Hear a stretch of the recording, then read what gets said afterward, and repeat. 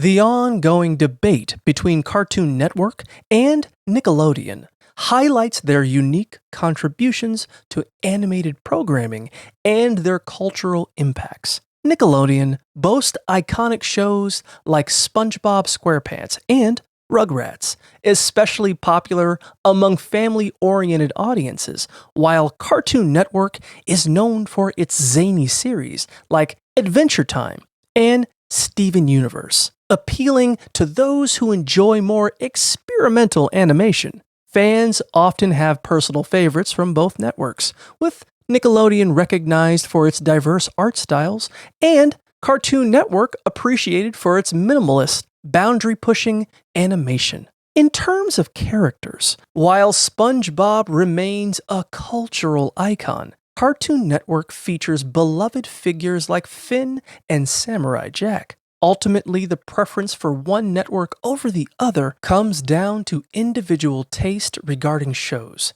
animation styles, and cultural significance, with both networks leaving a lasting mark on generations of viewers.